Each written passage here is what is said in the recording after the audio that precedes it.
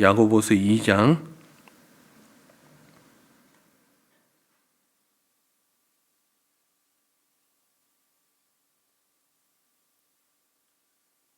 1절부터 13절까지입니다. 야고보서 2장 1절부터 13절까지입니다. 우리 한 절씩 교독하고 마지막 13절 같이 읽도록 하겠습니다. 제가 먼저 읽겠습니다. 내 형제들아, 영광의 주 곧 우리 주 예수 그리스도에 대한 믿음을 너희가 가졌으니 사람을 차별하여 대하지 말라.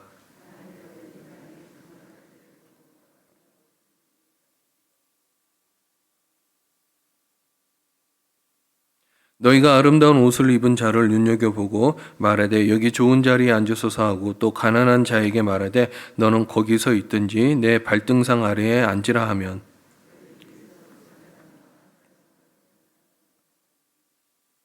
내 사랑하는 형제들아, 들을지어다. 하나님이 세상에서 가난한 자를 택하사 믿음에 부여하게 하시고 또 자기를 사랑하는 자들에게 약속하신 나라를 상속으로 받게 하지 아니하셨느냐.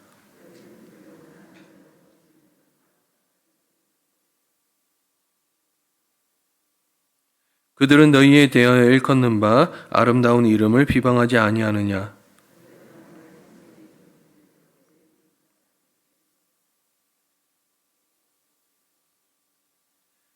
만일 너희가 사람을 차별하여 대하면 죄를 짓는 것이니 율법이 너희를 범법자로 정죄하리라.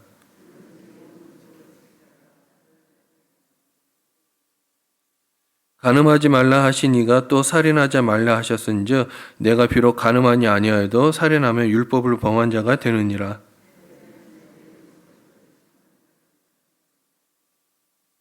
같이 읽겠습니다. 긍휼을 행하지 아니하는 자에게는 긍휼 없는 심판이 있으리라. 긍휼은 심판을 이기고 자랑하느니라. 아멘. 오늘 본문은 이웃 사랑, 사람을 외모로 판단하지 말라라는 그런 내용입니다. 1절부터 4절까지는요, 지금 야고보서에 나오는 이 성도들을 향해서 이런 얘기를 하고 있죠. 교회에 들어온 사람들을 외모로 판단하지 말라라는 것. 그 외모에는 무엇이 있냐면요, 부자와 가난한 자를 판단하지 말라라는 것입니다. 그리고 이제 5절부터 13절까지는요, 외모로 사람을 취하는 자, 빈부로 사람을 차별하는 자에 대해서 하나님께 이것은 정말 죄를 짓는 것이니까는 이 계명을, 말씀에 순종할 것을 이렇게 촉구하고 있습니다. 그렇다면 오늘 본문에 우리에게 주시는 메시지가 무엇인지 한 가지로 살펴볼까 합니다. 그것은 바로 하나님을 외모로 차별하는 자, 하나님은 외모로 사람을 차별하는 자를 죄 있다 하신다라는 것입니다. 9절을 한번 보겠습니다. 9절. 만일 너희가 사람을 차별하여 대하면 죄를 짓는 것이니 율법이 너희를 범법자로 정죄하리라. 자, 인간적인 기준으로 사람을 차별하면은 우리는 이런 얘기를 하죠. 윤리적으로, 도덕적으로 그것은 맞지 않다라고 얘기하지만은 성경에서도요, 사람을 외모로 차별하면은 이것을 율법, 말씀에 이렇게 처벌을 받게 된다, 또 벌을 받게 된다라는 것입니다. 한마디로 얘기하면은 사람을 외모로 차별하는 것은 하나님 앞에 죄를 짓는 것이다라고 얘기하는 것입니다. 어떤 사람들이 이렇게 얘기할 수 있습니다. 사람을 외모로 차별하는 자 하나님 앞에 죄를 짓는 것이라 그랬는데 우리가 뭐 살인이나 강도짓을 한 것도 아닌데 그것은 좀 심하지 않습니까? 라고 얘기하는데 성경은 그렇게 얘기하고 있지 않다라는 거예요. 살인죄를 저지르든 우리가 사람을 외모로 판단해서 죄를 저지르든 우리가 거짓말을 해서 죄를 저지르든 어떤 죄를 저지르든 하나님 앞에서는 그 죄의 무게는 똑같다라는 거죠. 근데 여기 8절에 보면요, 이런 표현이 있어요. 내 이웃 사랑하기를 내 몸과 같이 하라는 말씀을요, 뭐라고 얘기하냐면 최고의 법이라고 얘기하고 있어요. 최고의 법. 여기서 최고의 법이라고 해석하면요, 보통은 로마 시대이기 때문에 왕의 법이라고 얘기할 수 있습니다.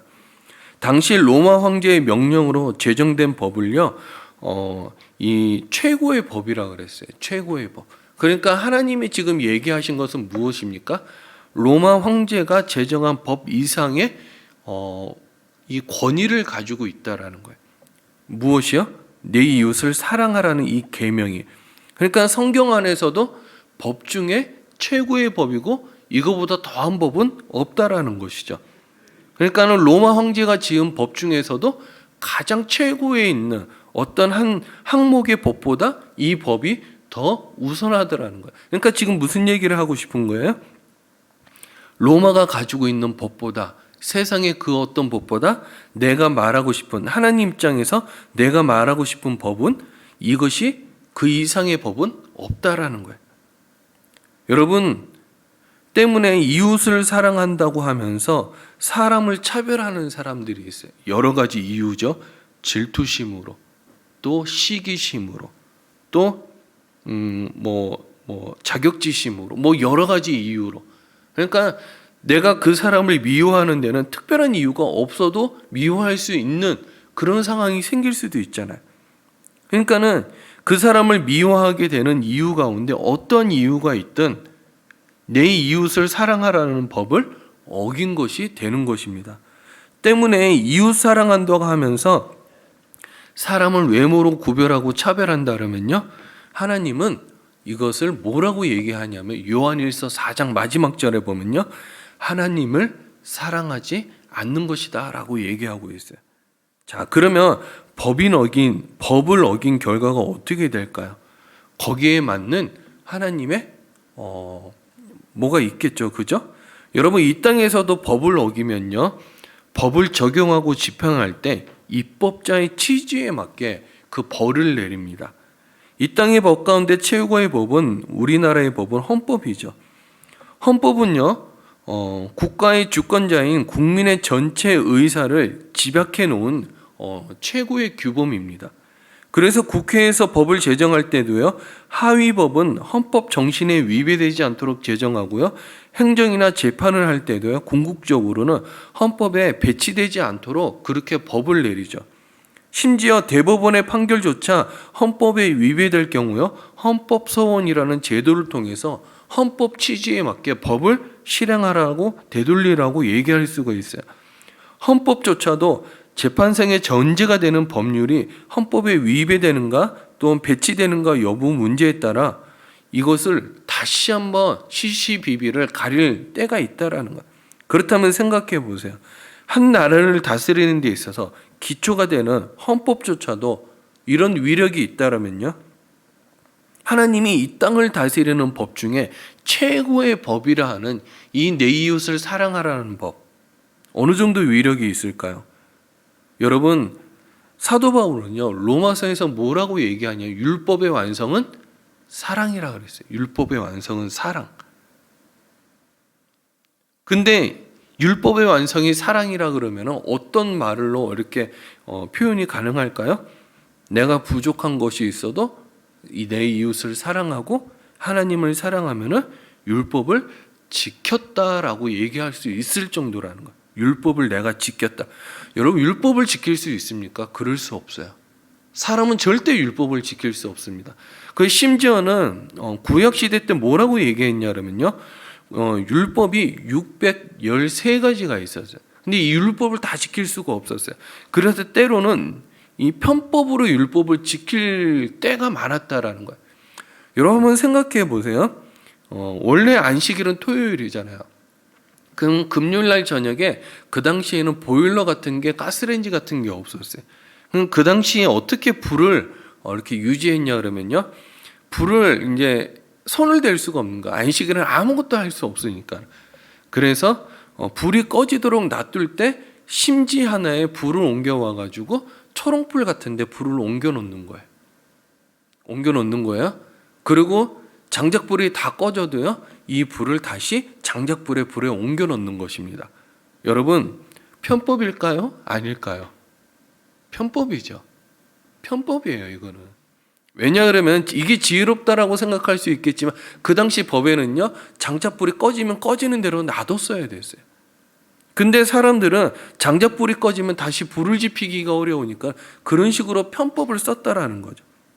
여러분, 613가지 율법은 다 지킬 수가 없어요. 그런데도 불구하고 사랑을 율법의 완성이라고 얘기하는 사도 바울의 말에는 의미심장한 말이 있더라는 거죠. 여러분, 하나님은 사람을 외모로 취하는 분이 아니시죠. 차별 없이 사랑으로 우리를 대할진대 이런 하나님의 뜻을 어기고요, 외모로 또한 내 마음속의 심중에 저 사람은 부자이기 때문에, 저 사람은 가난한 자이기 때문에, 저 사람은 어떤 이유로, 여러 가지 이유로, 여러분, 사람을 차별하는 것은 범죄라고 할 수 있겠습니다. 다민족이 섞여 사는 미국 같은 데는 있잖아요. 너는 나를 차별 대우했어, 인종 차별했어 라고 말한다 그러면요, 이 말이 법정 소송으로까지 이어질까 봐요. 대부분의 이 말을 했을 경우에는요, 그 앞에서 상당히 주의하고 조심하는 태도를 가집니다. 근데 우리는 단일 민족이잖아요. 우리는 이런 말들을 대체로 심각하게 생각하지 않아요. 그러면서 심지어는 외국인 노동자들을 대하면서 죄의식을 가지고 있지 않다라는 거예요. 한때 우리나라에 수많은 외국인 노동자들이 들어왔을 때 한국어를 가르친 적이 있었는데 그 한국어 교본에 이런 말이 있었어요. 때리지 마세요. 우리도 사람입니다. 여러분, 어처구니가 없는 일이죠. 여러분, 인간적인 기준으로 사람을 구분하고 차별하는 것, 하나님 보시기에 결코 가벼운 죄가 아니라는 거예요. 마지막 심판의 날에 하나님은 반드시 인간적인 기준으로 차별 행위를 하는 사람에게 대해서 아마 그 죄를 물으실 수도 있어요.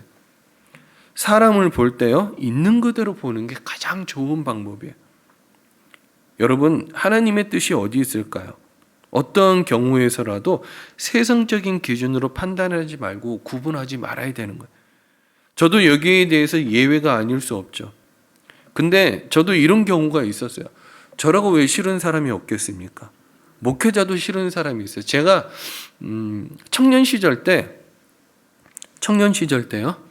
가장 착하다는 자매한테 물어봤어요. 저희가 청년 시절할 때 청년부가 한 700명 되는 청년부에서 생활을 했었어요. 근데 그 가장 착하다는, 천사 같다라는 마음이 그런 누구 자매가 있었는데요, 제가 물어봤어요. 야, 너도 싫은 사람이 있니? 그랬더니 물론이죠. 저도 싫은 사람이 있어요. 여러분, 착한 사람도 싫은 사람이 있어요. 무슨 말을 하는 거니까? 착한 사람도 여기에서는 예외가 될 수 없다라는 거예요. 심지어는 까칠한 사람도 예외가 없겠죠. 근데 저는 어떻겠습니까? 저 청년 시절 때 정말 말도 못했거든요. 그 청년 시절 때 얼마나 심했냐 그러면 딱 구분이 되어 있었어요. 근데 저희 아내가 이 설교를 들을 리는 없겠지만 제가 사귀고 있는 여자친구가, 저희 아내 아닙니다. 사귀고 있는 여자친구가 있었어요. 근데 그 여자친구 애인이죠. 애인의 친구가 항상 저희 애인에게 얘기하는 거예요. 야, 승준이 오빠는 사귀지 않았으면 좋겠어. 하루에 한 번씩 그 얘기를 하는 거예요. 하루에 한 번씩. 제가 그 자매를 얼마나 싫어하겠습니까? 많이 싫어했죠. 그런데요, 복도 끝에서 만났어요. 교회 복도 끝에서. 지나가는데 이제 이름도 아직도 안 잊어먹었어요. 이 경자를 쓰는데 그 자매가 지나가는데 싫은 거, 너무 싫은 거예요. 근데 그 자매가 없어졌으면 좋겠다라는 생각이 드는 거예요, 우리 교회에서. 그런데 그 자매를 보는 순간 깨달음이 한 번 있었어요. 보름 전에 기도를 하는데요, 하나님 저보고 이런 말씀하시는 거예요. 너는 어떻게 하여 나의 율법 계명을 더럽히느냐, 이 얘기를 하는 거예요. 그때 그 얘기가 무슨 얘기인지 몰랐어요. 그때가 제가 이제 40일 작정 새벽 기도를 하고 있을 때였는데 한 36일쯤 되는 날이었어요. 그런데 하나님이 대뜸 그 얘기를 하시는 거예요. 너는 어찌하여 나의 율법 계명을 더럽히느냐. 제가 그런 적이 없는데요, 하나님. 그런데 너는 율법을 더럽혔느니라 라고 얘기를 하시는 거예요. 근데 그게 무슨 말인지 몰랐어요. 근데 그 자매를 보면서 깨달았어요. 하나님도 쟤를 사랑하실까? 이런 생각이 드는 거예요. 사랑하신다라는 결론을 내렸죠. 그럼 내가 쟤를 미워하면 누구를 미워하는 것일까? 그런 생각이 드는 거예요. 하나님을 미워하는 것이겠죠. 그때 이후로 제가 가진 이렇게 장점이자 순진한 마음이 하나 있어요. 뭐냐? 사람은 판단하지 말고 있는 그대로 보는 것이 가장 좋은 방법이다. 그러니까 저에게는 사람을 볼 때 경험해보지 않는 이상 선입견을 가지고 사람을 보는 경우가 거의 없었어요. 여러분, 사람을 볼 때요, 차별 없는 사랑을 한다라는 거는요, 다른 말로 얘기해서 선입견을 가지고 사람을 보지 않는다라는 말과 똑같은 말입니다. 우리 교회가 좋은 교회로 성장하려고 하면요, 여러분, 우리 교회는 텃세가 없어야 돼요.